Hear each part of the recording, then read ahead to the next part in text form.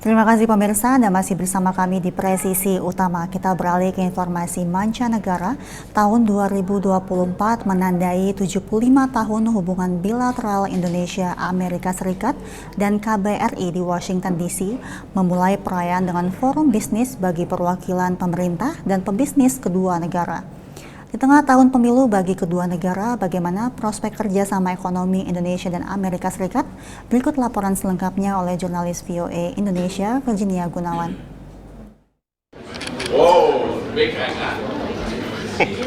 Pemotongan tumpeng menandai awal rangkaian peringatan 75 tahun hubungan bilateral Indonesia-Amerika Serikat dan 40 tahun Dewan Bisnis AS-ASEAN. Perwakilan pemerintah dan pebisnis Indonesia-Amerika Serikat menghadiri forum bisnis dan resepsi tingkat tinggi yang diselenggarakan di Kedutaan Besar Republik Indonesia untuk Amerika Serikat di Washington DC. Dan Indonesia sekarang dilirik sebagai tempat untuk berdagang dan juga berinvestasi yang sangat menarik di kawasan Asia Pasifik. Sejumlah sektor jadi incaran pebisnis Amerika, mulai dari ekonomi digital di negara berkembang, pendidikan, kesehatan, dan transisi energi. To strengthen technical cooperation, we're developing a critical minerals action plan that will strengthen environmental and labor protections and lay the foundations for the future negotiations of a critical minerals agreement that will complement our Inflation Reduction Act.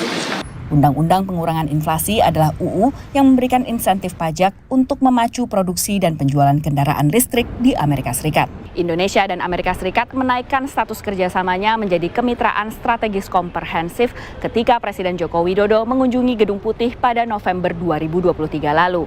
Sementara dengan Tiongkok yang merupakan kompetitor terkuat Amerika Serikat saat ini, Indonesia mempunyai kemitraan strategis komprehensif yang dilakukan pada tahun 2013. Komunitas bisnis Amerika antusias mengamati perkembangan setelah pemilu Indonesia. I think there's probably a degree of expectation of continuation of many of some of the kinds of policies that President Jokowi's administration has implemented over the last two administrations will be carried over to the next administration.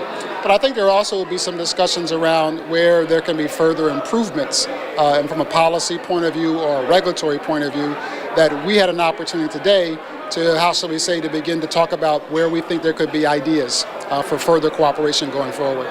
Tahun 2024 juga jadi tahun pemilu bagi AS yang akan berlangsung pada November mendatang. Menteri Keuangan Sri Mulyani menekankan pentingnya mempertahankan hubungan kedua negara yang sama-sama berlandaskan demokrasi dan punya populasi besar. This is just a mutual respect. We respect your democracy, you respect our democracy. We believe that this partnership will continue strong beyond any administration. Menurut KBRI, sejumlah kegiatan untuk merayakan 75 tahun hubungan Indonesia dengan Amerika Serikat akan terus berlangsung sepanjang tahun 2024. Dari Washington DC, Virginia Gunawan dan tim VOA.